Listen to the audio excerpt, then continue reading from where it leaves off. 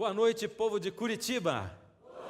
Esse povo bonito, alegre, povo animado que tem vindo aqui todas as noites. A gente grava o Clamor da Meia-Noite todas as noites, e você assiste aí em casa semanalmente. Bem-vindo você também, que assiste a TV Novo Tempo, que está em casa, que está no trabalho, você que está no computador e que está vendo num DVD.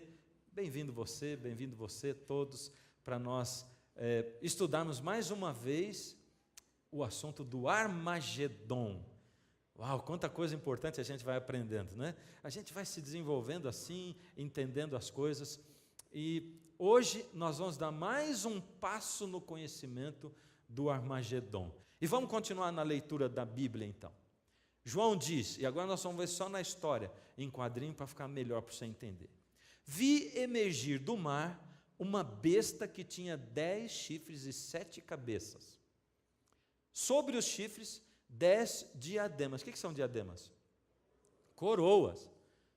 10 coroas. E sobre as cabeças, nomes de blasfêmia.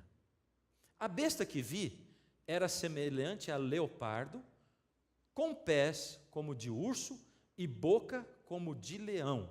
Olha ela aí, dá uma olhada. Estranha, não é? Existe algum animal desse jeito aqui? Não existe. Então é por isso que ela é chamada de uma besta, porque não é um animal. Ela tinha partes de animais. Que animais? Parte de quê? Leopardo, urso, leão. Só isso? Leopardo, urso e leão. A besta que veio era semelhante a leopardo, pés de urso e boca de leão. Deu-lhe o dragão o seu poder, o seu trono e grande autoridade. Então, a Bíblia está dizendo que Satanás daria grande autoridade para essa besta que surgiria. Agora vamos lá. Então vi uma das suas cabeças como que golpeada de morte, mas a ferida mortal foi curada. Em seguida, toda a terra se maravilhou, seguindo a besta. E adoraram o dragão, porque deu a sua autoridade à besta. Também adoraram a besta, dizendo: quem é semelhante à besta? Quem pode pelejar contra ela? Foi-lhe dada uma boca que proferia arrogância e proferia blasfêmias, e autoridade para agir 42 meses. E abriu a boca em blasfêmias contra Deus, para lhe difamar o nome e difamar o tabernáculo. Foi-lhe dado ainda que pelejasse contra os santos e os vencesse. Deu-se-lhe ainda autoridade sobre cada tribo, povo, língua e nação. E adorá-la-ão todos os que habitam sobre a terra, aqueles cujos nomes não foram escritos no livro da vida do Cordeiro, que foi morto desde a fundação do mundo. Uau, estão entendendo tudo? Não? Sim ou não? Sim. Vocês estão entendendo tudo? Vocês estão entendendo o que eu disse, mas estão entendendo o significado? É assim, quando nós começamos a estudar, estava assim, aquele texto de Apocalipse 12. E agora nós temos um monte de coisa para desvendar. Vamos entender então essa profecia entroncada, que continua. Primeiro, vi emergir do mar uma besta que tinha 10 chifres e 7 cabeças, e sobre os chifres 10 diademas, e sobre as cabeças nomes de blasfêmia. A besta que vi era semelhante ao leopardo, com pés de urso e boca como? De leão. Quem é essa besta? Vamos lá. Primeiro, no nosso dicionário profético, besta é uma fera, um animal diferente. Você vai ver em textos da Bíblia, como Daniel, que a gente vai estudar um pedacinho hoje, que quando Deus fala em profecia, ele usa animais. E ele cita um animal, cita outro animal, mas nesse caso não é um animal específico, porque é um animal muito misturado, tem partes. Então, qual é o nome que se dá para esse animal? Diz, é uma besta fera, é um animal. Que sempre na Bíblia, quando fala de animal, representa um reino, um poder reinante, um reino. Por que eu estou dizendo isso? Vamos olhar. Qual é a chave para a gente desvendar o Apocalipse e para a gente entender o Apocalipse? É o livro de Daniel. E nós vamos diretamente para Daniel 7. Por que nós vamos para Daniel 7? Presta atenção e você vai entender rapidinho. Lá em Daniel, que viveu 600 anos antes de Cristo, teve uma visão. E olha a visão. Daniel viveu 700 anos antes de João, que escreveu o Apocalipse. E olha a visão que Daniel teve. Eu estava olhando durante a minha visão da noite, e eis que os 4 ventos do céu agitavam o mar grande. 4 animais grandes. Você já viu alguma coisa que tenha a ver com a profecia daquela besta? Alguma coisa ou não? Opa, comecei a ouvir o quê? O mar grande. Ah, aquela besta estranha lá veio da onde mesmo? Do mar. E Daniel está vendo, isso aqui veio do mar também. Não existe coincidência na Bíblia. Existe o planejamento de Deus. 4 animais grandes, diferentes, uns dos outros, subiam do mar. Que animais vão aparecer agora aqui? O primeiro era como leão, e tinha asas de águia. Enquanto eu olhava, foram-lhe arrancadas as asas, foi levantado da terra, posto em 2 pés, como homem, e lhe foi dada mente de homem. Opa, tem mais alguma coisa a ver com aquela besta lá ou não? O quê? O leão. O mar, e agora o leão. Que mais? Continuei olhando, e eis aqui o segundo animal, semelhante a um urso, o qual se levantou sobre um dos seus lados. Na boca, entre os dentes, trazia 3 costelas, e lhe diziam: levanta-te, devora muita carne. Opa, mais alguma coisa a ver com aquela profecia da besta? O urso. Que mais? Depois disso, continuei olhando, e eis aqui outro, semelhante a um leopardo, e tinha nas costas 4 asas de ave. Tinha também este animal 4 cabeças, e foi-lhe dado domínio. E agora, tem mais alguma coisa a ver ou não? O leopardo. Depois disso, eu continuava olhando nas visões da noite, e eis aqui o 4º animal terrível, espantoso, sobremodo forte, o qual tinha grandes dentes de ferro. Ele devorava e fazia em pedaços, e pisava aos pés o que sobrepujava. Era diferente de todos os animais que apareceram antes dele, e tinha 10 chifres. Uau! Olha aqui, essa visão tem muita coisa a ver com aquela visão do Apocalipse. Tem ou não tem? Está explicado, pronto, entenderam? Não? Que coisa, eu estava olhando para o que tinha feito e eu pensei assim, puxa, para explicar uma coisa difícil, eu mostrei uma outra coisa difícil e não ficou nada explicado. Que coisa terrível essa, né? Mas vocês vão entender. Por quê? Não adianta eu querer inventar isso, parece com aquilo, isso e aquilo. Na Bíblia não se inventa. Deus deixou na Bíblia explicado para a gente entender. Então, nós temos que ir para alguma parte da Bíblia onde Deus explicou essas coisas. Porque se eu não for para uma parte onde Ele explicou, eu não vou conseguir entender. Por isso a gente tem que voltar um pouco em Daniel. E a gente tem que ir para uma outra profecia em Daniel, que é Daniel no capítulo 2. Essa profecia é uma profecia maravilhosa, onde Deus dá os símbolos e Ele explica detalhe por detalhe tudo o que aquilo significa. Ela é maravilhosa. E nessa série, para quem está assistindo em casa, já estudou essa profecia, mas você que está aqui ainda não. E eu tenho que traçar um paralelo para a gente poder avançar no nosso estudo.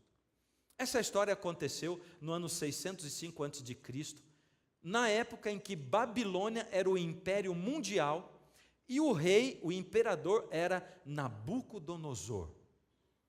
Esse rei, ele era um rei muito feroz, muito forte, muito poderoso. Construiu o império de Babilônia, que era um império riquíssimo. Babilônia era muito moderna, tinha a Universidade de Babilônia, os jardins suspensos. Eles eram muito avançados na arquitetura, 600 anos antes de Cristo. Nabucodonosor tinha uma estratégia de guerra onde ele conquistava os países, trazia os príncipes daqueles países e criava no palácio de Babilônia, alimentava na mesa do rei, colocava para estudar na Universidade de Babilônia. Babilônia também era a capital da cultura, da música, do show business. Babilônia era isso. E Babilônia era a capital das artes também. E Nabucodonosor tratava essas pessoas bem, devolvia para os países delas, para eles serem vassalos de Babilônia. Ou seja, ele fazia amizade com eles e dizia: agora você vai lá e me obedece naquilo que eu quero. Era assim que Nabucodonosor fazia. Nabucodonosor foi, conquistou Israel, trouxe cativos para a Babilônia, príncipes de Israel, entre eles Daniel e 3 amigos deles. Naquela época, numa noite, o rei Nabucodonosor deitou e sonhou. Agora, eu queria que você contemporizasse um pouquinho. Olha o sofrimento de Daniel. Daniel perdeu tudo, perdeu a casa, perdeu o país, foi levado prisioneiro de guerra. Se Daniel fosse uma pessoa comum, normal, que não acredita em Deus, ou aqueles que acham que acreditam em Deus, quando tudo aconteceu, que ele foi levado como escravo, cativo para a Babilônia, Daniel já teria amaldiçoado Deus. Mas Daniel conhecia Deus, e ele sabia que a gente vive no grande conflito entre o bem e o mal, e que de vez em quando uma bomba cai perto da gente, uma granada, e que muitas vezes a gente se fere no grande conflito do bem e do mal. Por isso Daniel não abandonou a Deus, e Daniel permaneceu firme ao lado de Deus, porque ele sabia que Deus guia tudo. O que Daniel não sabia era o tanto que Deus iria usá-lo. Porque quando a gente é fiel a Deus, quando a gente se entrega a Deus, quando a gente põe a vida na mão de Deus, quando a gente se coloca ao dispor de Deus e deixa que Deus cuide da nossa vida, da nossa família, do nosso emprego, quando a gente se põe a estudar a palavra de Deus e a ter uma intimidade com Deus, a gente sabe que Deus está dirigindo tudo e Ele pode nos usar. Usar para quê? Para resgatar pessoas para o reino de Deus, para resgatar pessoas, porque o maior tesouro que existe nesse mundo são as pessoas, os seres humanos, e Deus trabalha pelas pessoas. Então, enquanto Daniel estava cativo, mal imaginava ele que o rei Nabucodonosor, numa noite, ia deitar, ia ter um sonho, e ele sonhou com essa estátua. Mas Nabucodonosor era místico, e o Nabucodonosor ficou desesperado com aquele sonho, e ele ficou preocupado com aquele sonho. Ele ficou pensando, ele perdeu o sono à noite, acordou ofegante, desesperado, suado. Nabucodonosor era muito impetuoso, e ele mandou chamar todos os sábios de Babilônia. Quem eram os sábios de Babilônia? Todos os religiosos dos países que ele conquistou. Ele era o imperador do mundo. Ele tinha gente de tudo quanto era religião, que acreditava em tudo quanto é Deus com letra minúscula, e tinha até Daniel que acreditava no Deus com letra maiúscula. E Nabucodonosor chamou aquele povo todo e disse assim: eu tive um sonho essa noite, estou desesperado. Ele foi um sonho diferente, não é daquele sonho maluco que a gente tem, não. Ele significa alguma coisa, e eu sei que foram os deuses que me deram esse sonho. Só que tem um problema, eu não lembro do sonho, e eu queria saber o que eu sonhei. Imagina você no lugar de um sábio daquele. Hã? A Bíblia não fala por quê, mas Daniel não estava ali naquela noite, naquela madrugada. Talvez ele estivesse fora do reino, porque se ele estivesse lá, ele teria sido chamado também. E Daniel que não estava lá, mas os sábios vieram, um olhou para o outro olhou para um, começaram a tremer. De noite, dormindo, de madrugada, chamado para o palácio do rei. O rei fala uma coisa daquela, eles conheciam o rei estava com aquela cara passada, desesperado. E um deles disse: olha, tudo que eu estou contando a gente já estudou, eu não vou ficar lendo na Bíblia, mas você vai ler isso em Daniel 2, na sua casa, dever de casa. Daniel 2, depois do nosso programa, tá? Eu estou falando ipsis litis, que está escrito na Bíblia. E eles disseram: rei, ó rei, vive eternamente. Deram aquela bajulada no rei. Rei, o senhor conta para nós o sonho e nós vamos dar o significado do sonho. Eu disse: vocês não estão entendendo. Vocês não estão entendendo. E vocês são espertinhos, porque se eu disser o que eu sonhei, vocês vão inventar qualquer coisa, eu vou ter que engolir. Então vocês têm que me dizer o que eu sonhei. Vocês não dizem que vocês têm contato com os deuses aí? Hã? Me diz o que eu sonhei. Aí eu vou acreditar que o significado que vocês estão dando é certo. Aí eles disseram: rei, não tem nenhum rei, por mais poderoso que seja, que pediu isso para alguém. E o rei disse: não quero saber. Vocês estão querendo ganhar tempo comigo. É o seguinte: se não disser, eu vou mandar matar todo mundo. E eles, desesperados, disseram assim: Nós não temos contato com os deuses não vivem com os homens, nós somos impotentes, declarar a impotência deles. E o rei falou, beleza, mando matar todo mundo, e mandou matar todo mundo. A Bíblia conta que depois de uns dias, Arioque, que era o general de Nabucodonosor, foi buscar Daniel para mandar matar, porque ele fazia parte daquele grupo. E Daniel, que não estava nem sabendo dessa, o que está acontecendo o quê? Contaram para Daniel, e Daniel diz assim, me leva na presença do rei. Foi na presença do rei, e Daniel falou, rei, me dá um tempo, porque meus amigos e eu vamos orar, e o Deus do céu, com letra maiúscula, que é diferente dos deuses com letra minúscula dos outros, ele vai revelar. E eles foram para casa, oraram, e Deus revelou o sonho para eles. E a Bíblia apresenta Daniel chegando na frente do rei, e dizendo, ó rei, vive eternamente. O sonho que o rei teve, Deus foi quem deu, porque Deus deu esse sonho para o rei, porque Deus quer revelar para o rei o que vai ser, desde os dias de hoje até o fim dos tempos. Uau, que sonho fantástico. E o Daniel começou a falar, nenhum desses sábios sabe interpretar, porque só o Deus verdadeiro sabe o fim desde o princípio. O Senhor estava sonhando e viu uma estátua, e o rei regalou o olho, era uma estátua diferente, porque ela não era uma estátua de barro, e nem de ferro, e nem de ouro, e nem de prata, ela era diferente, ela tinha a cabeça de ouro, o peito e os braços de prata, ela tinha o quadril de bronze, a perna de ferro, e os pés misturados, em parte de ferro e em parte de barro. E o rei faltou subir em cima do trono, o rei estava assim, porque alguém estava falando para ele o que ele sonhou, e Daniel falou, quando o senhor estava olhando esse sonho, de repente uma pedra veio, sem nenhuma mão tocar aquela pedra, e ela bateu nos pés da estátua, e esmiuçou aquela estátua. Uau! O rei estava pronto para ouvir o significado. E lá em Daniel 2, Daniel explica tintim por tintim para o rei o que seria o sonho. E Daniel diz, rei, a cabeça de ouro é o Senhor, é o reino, o império de Babilônia. O Senhor é imperador do mundo, nunca vai ter um império tão rico como o Senhor, por isso a cabeça é de ouro. Mas depois do Senhor, virá um outro império, que não vai ser tão poderoso nem tão rico quanto o seu, é representado pelo peito e os braços de prata.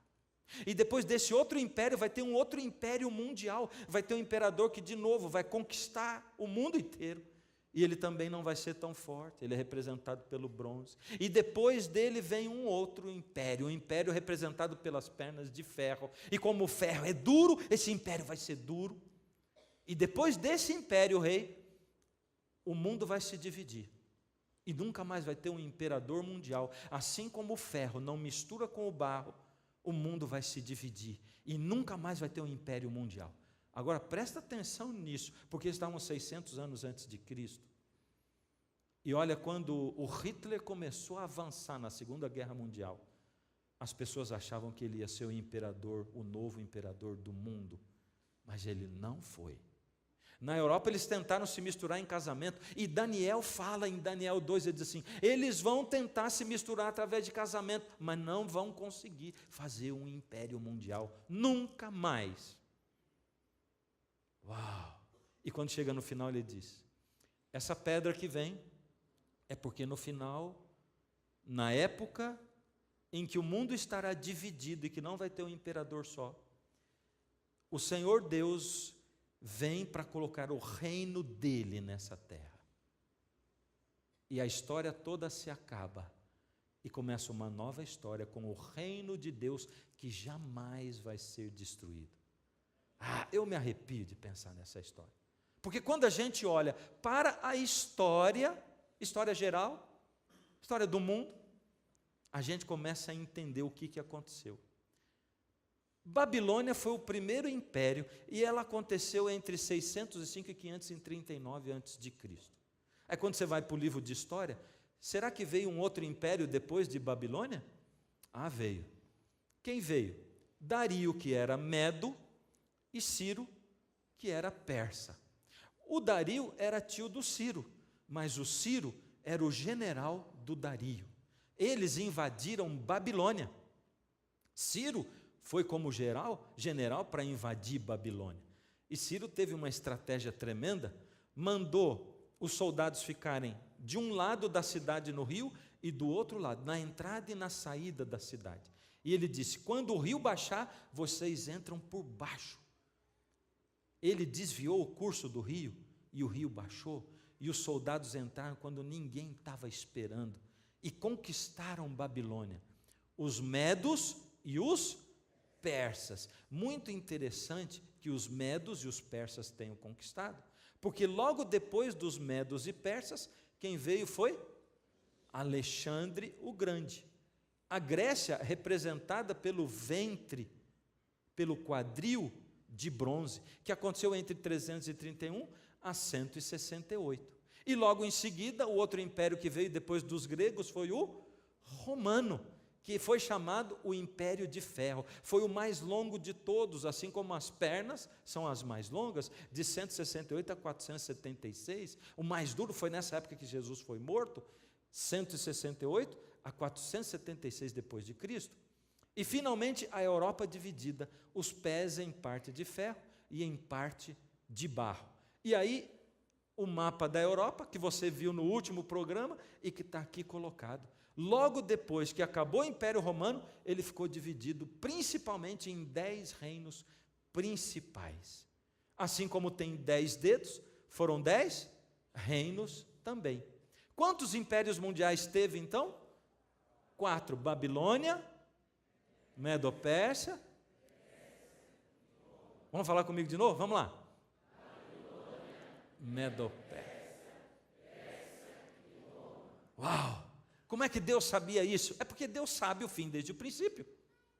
E Deus explicou detalhe por detalhe. Agora veja uma coisa. Daniel, ele teve um outro sonho. Primeiro foi Nabucodonosor, agora foi Daniel. Ele teve uma visão, não foi um sonho. Deus deu uma outra visão, porque na próxima visão, ou na próxima profecia que Deus deu para Daniel, que é Daniel 7, que a gente já viu, Deus começou a esmiuçar mais a história. E Deus começou a dar mais detalhes da história. Presta atenção o que Deus diz, porque aparece uma novidade. Qual é a novidade? Eu estava olhando a minha visão da noite, e eis os 4 ventos do céu agitavam o mar grande. 4 animais grandes, diferentes uns dos outros, subiam do mar. Espera aí, quantos impérios mundiais na estátua? Opa, e quantos animais tem aqui? 4. Será que Deus vai falar da mesma coisa, explicado mais esmiuçadamente? Vai, e vai falar mais para frente. Presta atenção. O primeiro era como leão e tinha asas de águia. Você que já estudou alguma coisa de história, lembra como é que era o símbolo de Babilônia, que está lá nos muros de Babilônia até hoje, nas ruínas que sobraram? O leão alado. Foi em cheio, não foi? Mas Deus vai em cheio em tudo. Deus prediz tudo. Deus é assertivo. Não tem como. Ele sabe o fim desde o princípio. Por isso, o leão da profecia de Daniel 7 e a cabeça de ouro são o mesmo período, o mesmo império, e eles representam Babilônia. Continuei olhando, e eis aqui o segundo animal, semelhante a um urso, o qual se levantou sobre um dos seus lados. O que será que significava? Qual foi o reino que veio depois de Babilônia mesmo? Medo-Pérsia. E tinha quantos generais? Um era Dario e o outro era Ciro. Só que loguinho Dario saiu de cena e quem dominou foi Ciro. Por isso ele se levantou sobre um dos dois lados, porque embora ele fosse um reino conjugado, um dos reinos assumiu e foi mais forte do que o outro. Então os persas foram os que dominaram, porque Dario morreu logo. Na boca, entre os dentes, trazia 3 costelas. E lhe diziam: levanta-te, devora muita carne. Quando a gente olha para a história, a gente vê que Ciro conquistou 3 províncias grandes: Egito, Babilônia e a Lídia, para ele poder se tornar o imperador do mundo. Essas eram as 3 costelas, porque ele devorou muita carne, batalhas e guerras sangrentas. Então, a Medo-Pérsia é o peito e os braços, e é também o quê? O urso, o mesmo período, com mais detalhes. Depois, olhei E eis aqui outro, semelhante a um leopardo, e tinha nas costas 4 asas de ave. O que é mais rápido, viajar de avião ou viajar de ônibus? Por quê? É porque ele vai voando. Por isso ele vai mais rápido. Se um carro andar na velocidade do avião, acidenta. Mas o avião está lá em cima, livre, voando, rápido.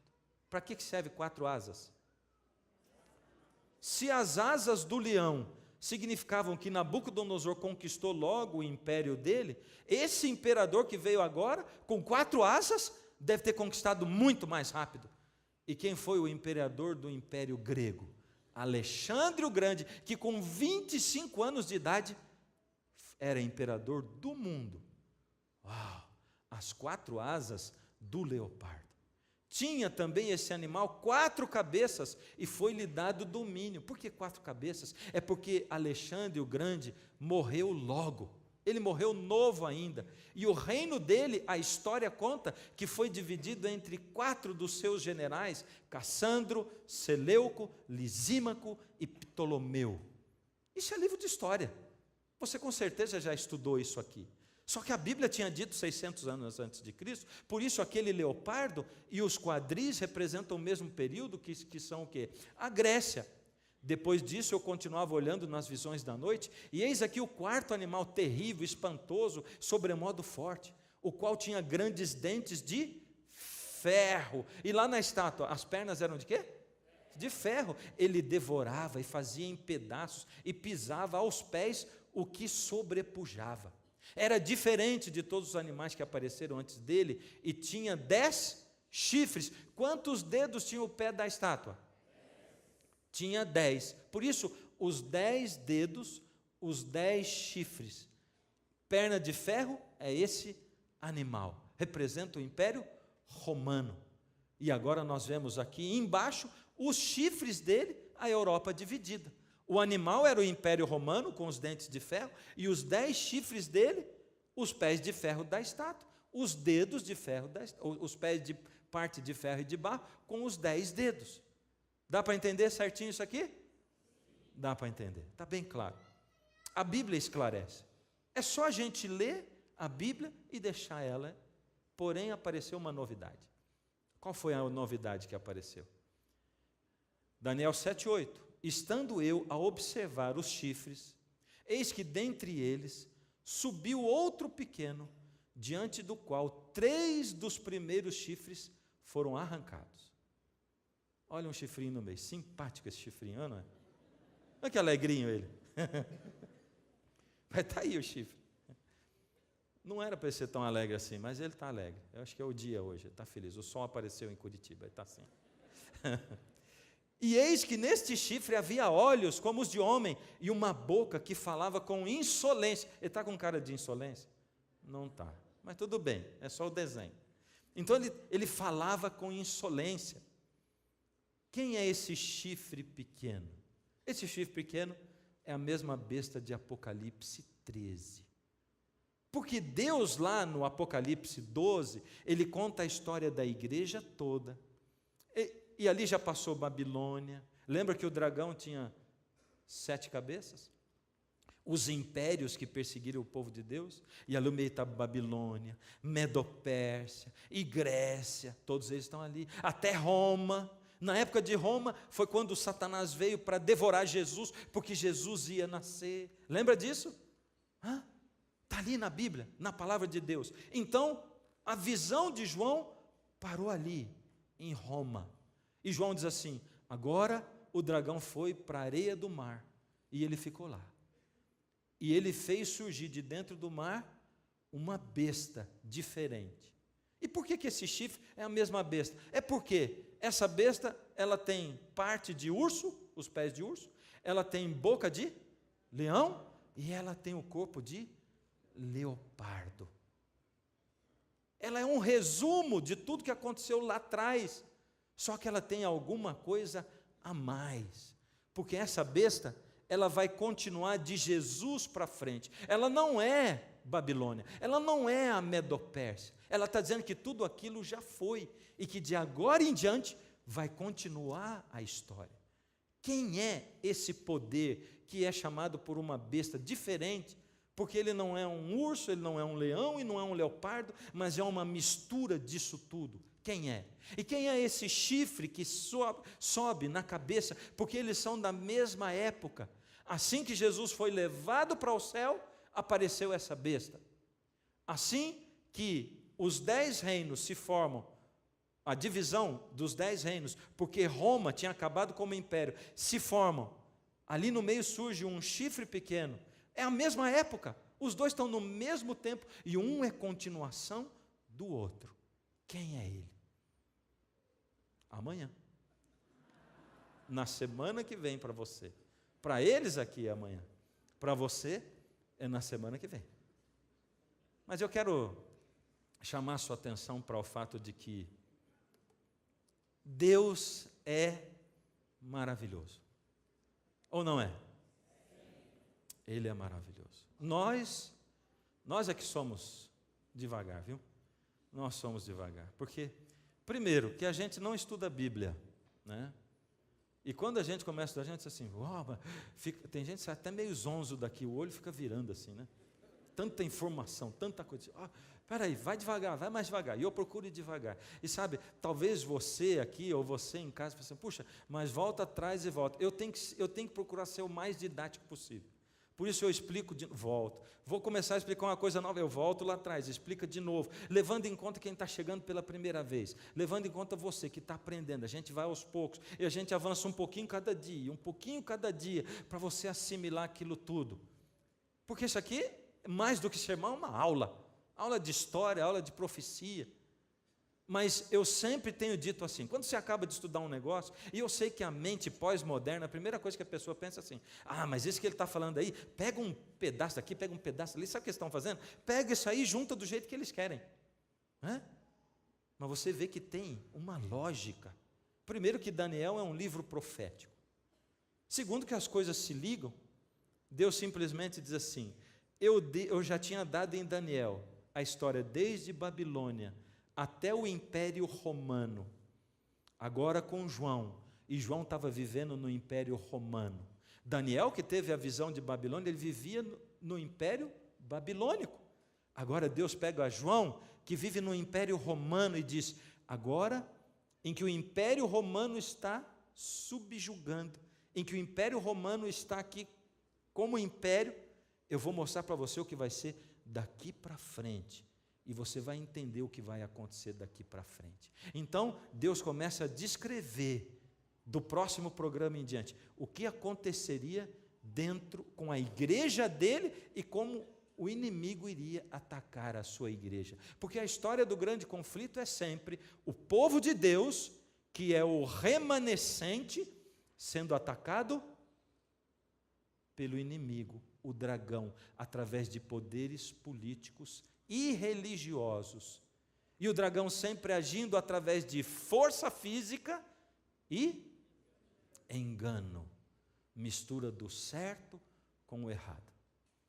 Agora veja, a Bíblia, ela serve para a gente estudar, para a gente conhecer. Por isso Jesus disse, e conhecereis a verdade, e a verdade vos libertará.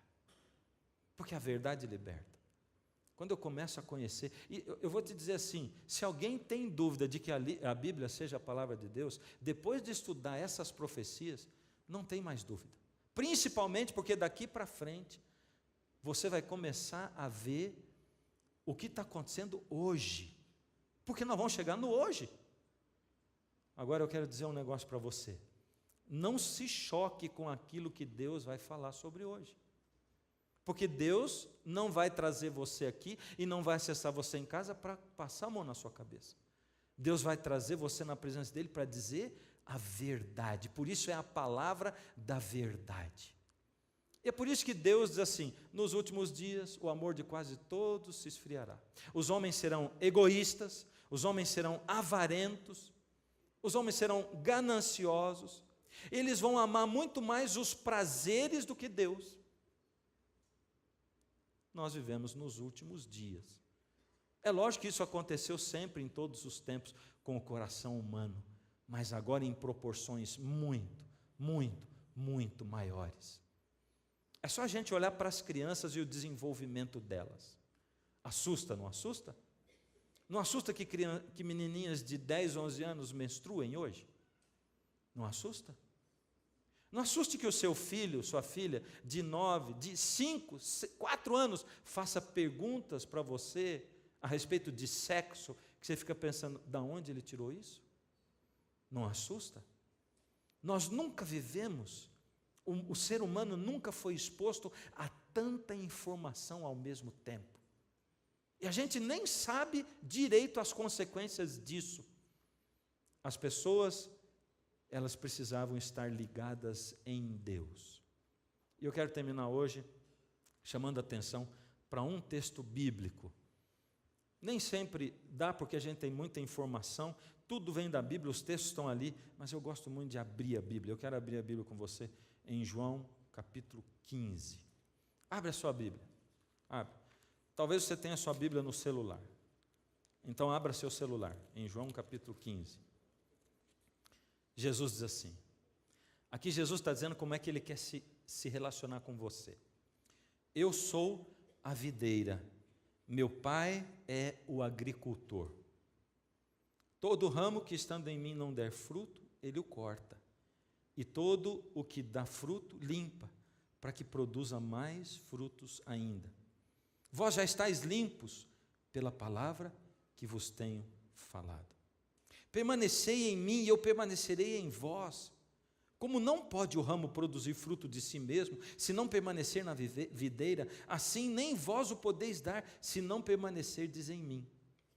Eu sou a videira, vós os ramos, quem permanece em mim e eu nele, esse dá muito fruto, porque sem mim nada podeis fazer. O que Jesus está dizendo aqui? Ele está dizendo, imagina uma videira e o ramo dela. O ramo só pode dar fruto se estiver na videira. Jesus disse isso aqui para os discípulos, logo depois dele tomar a Santa Ceia. Judas tinha saído para trair Jesus. Jesus conversa com os 11 e eles saem. Jesus vai ser preso ali na frente, porque Judas vai chegar traindo Jesus com os soldados.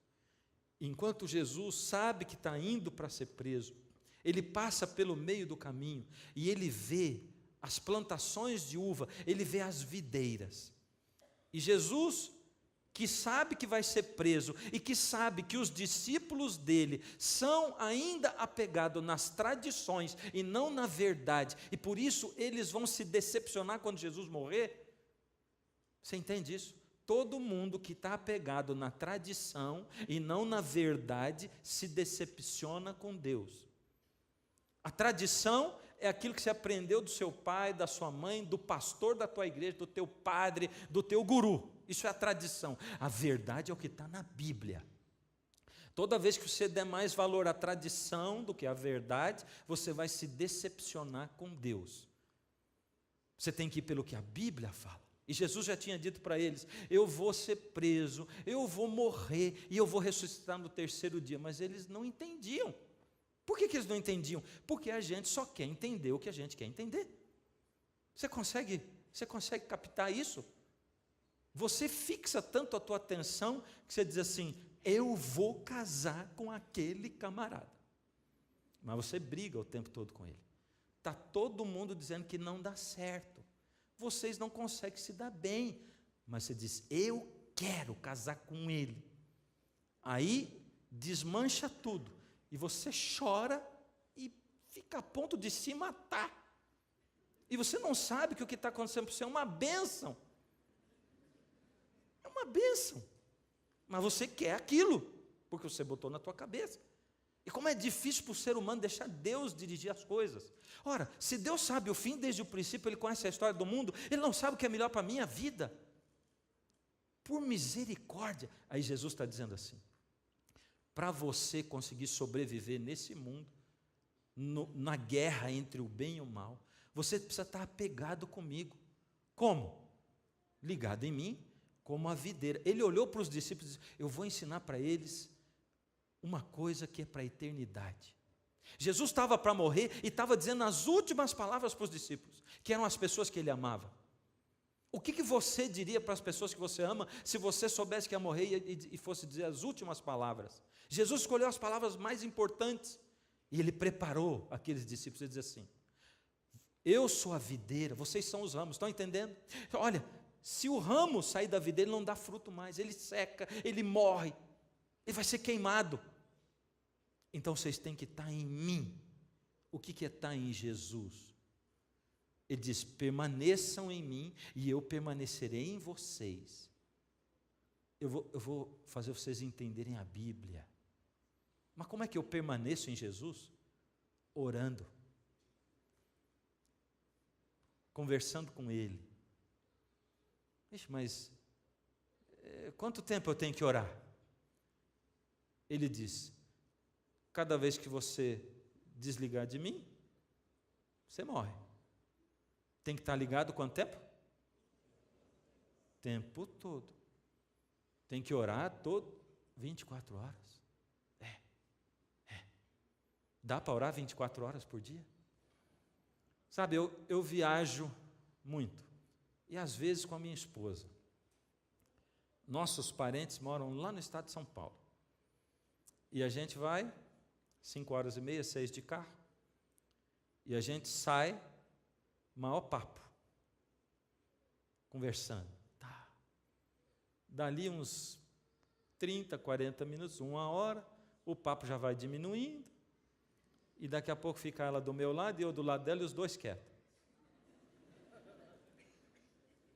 De repente, do nada, olha, já aconteceu muitas vezes, da gente começar a falar junto, do nada. Já aconteceu com você?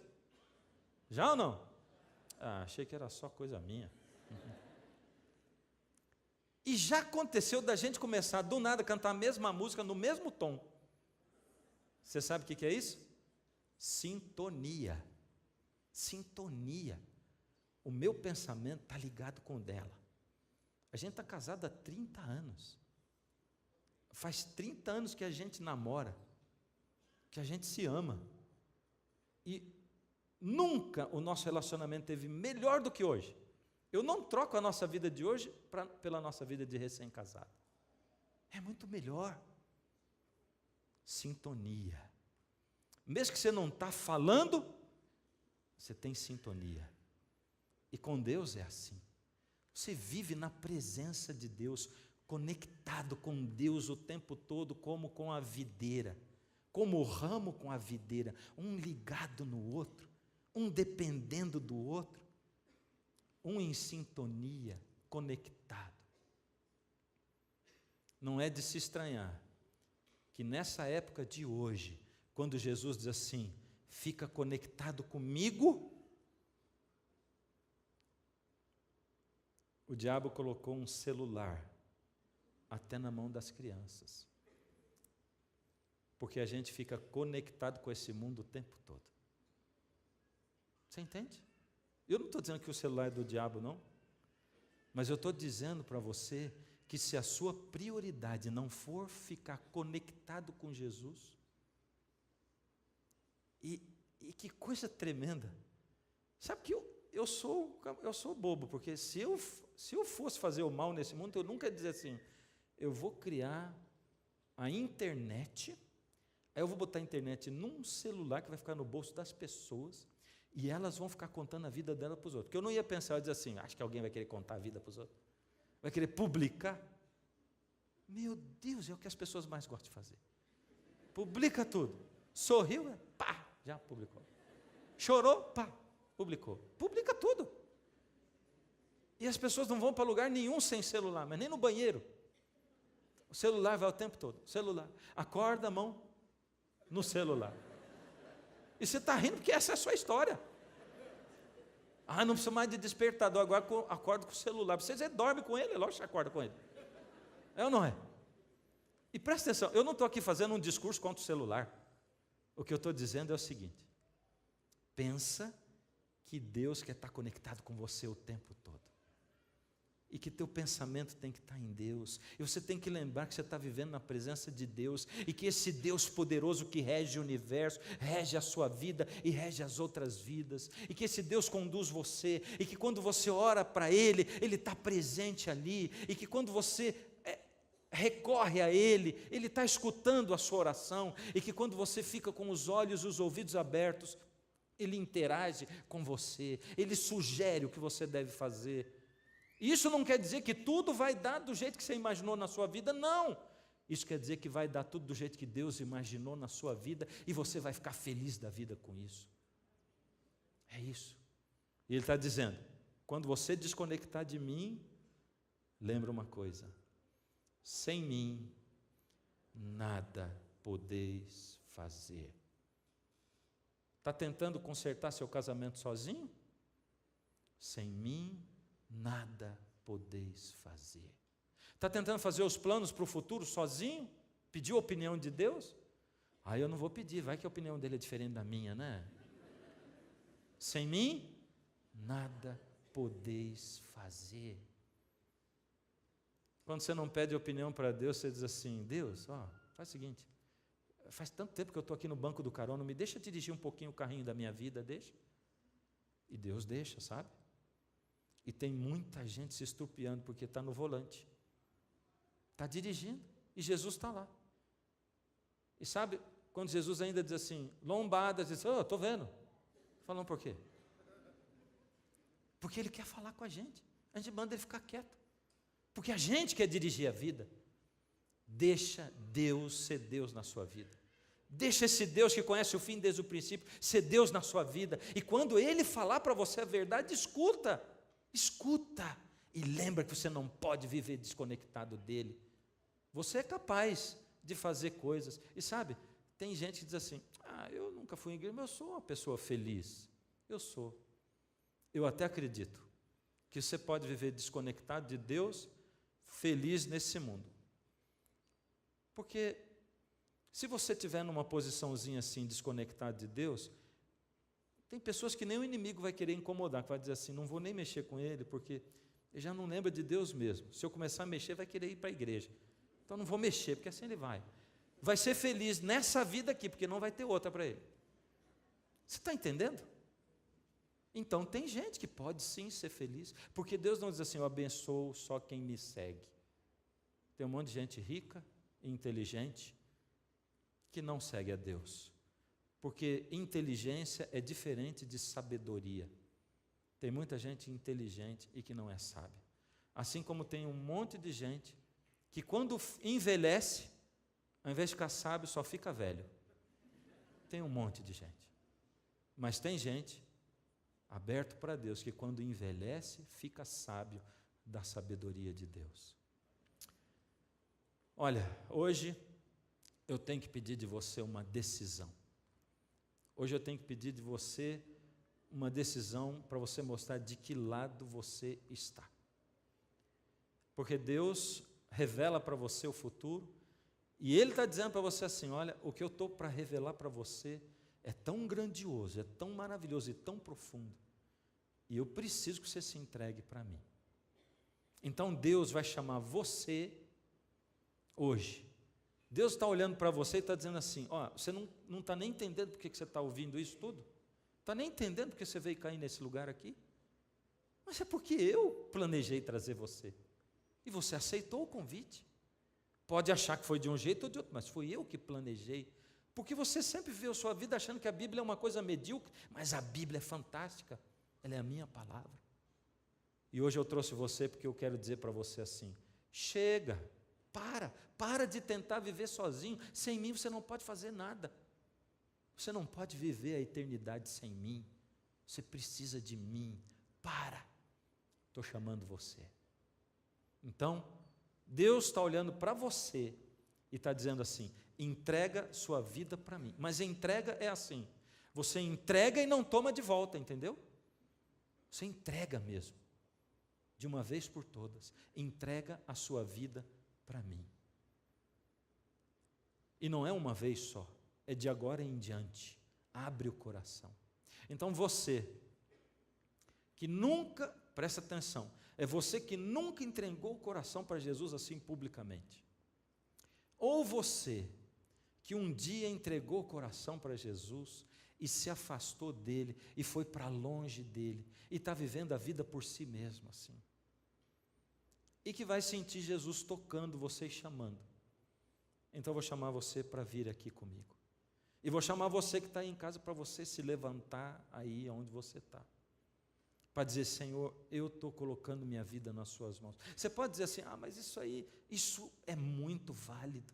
Isso é você dizendo para Deus, é demonstrando fisicamente. E Ele requer uma decisão pública sua. E eu quero ver você aqui, eu quero orar com você. Quero pedir, Senhor, estende sua mão sobre essa pessoa. Anula, Senhor, qualquer força do mal que esteja agindo aí e abre essa mente para ouvir a sua voz. Cadê você? Vem. Cadê você aí? Levanta, vem. Você que está em casa, fica em pé. Amém, porque você veio. Cadê os outros? Esses são só os primeiros, mas tem outros. Cadê você?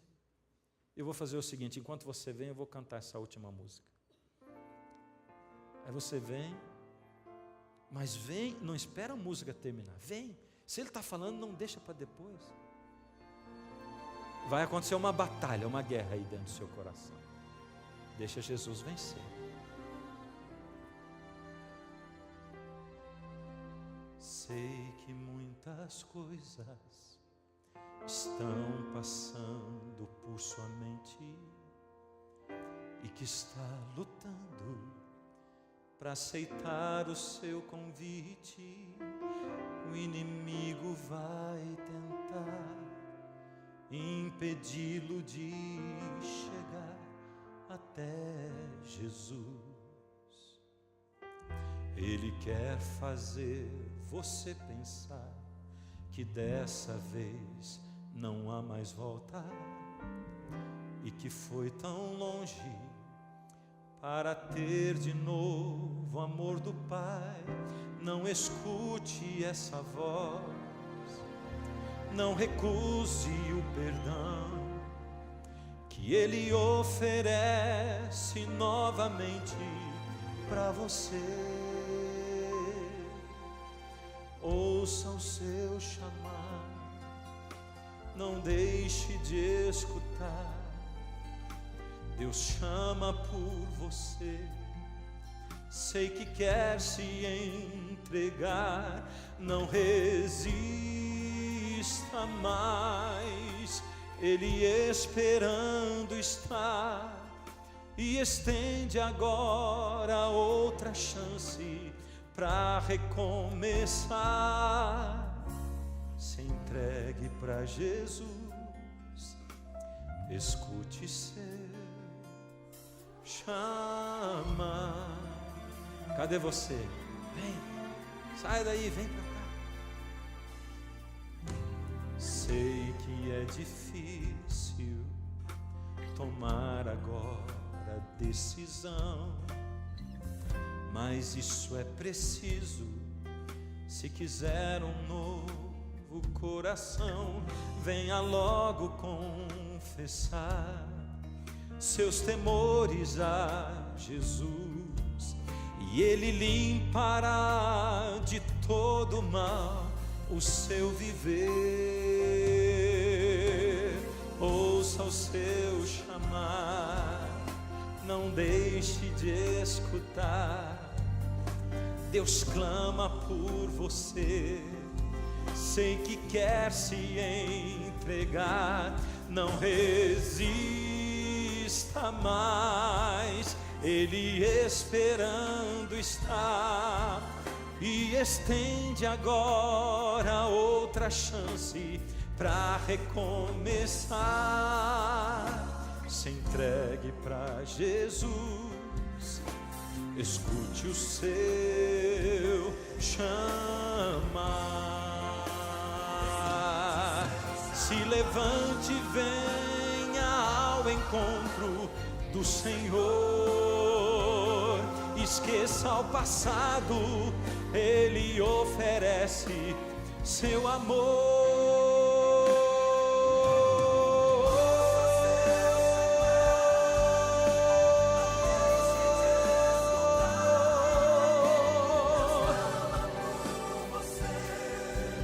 sei que quer se entregar, não resista mais, Ele esperando está, e estende agora outra chance para recomeçar.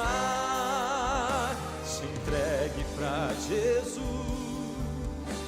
escute o seu chamar. Ainda dá tempo de chegar. Se entregue para Jesus, escute o seu chamar.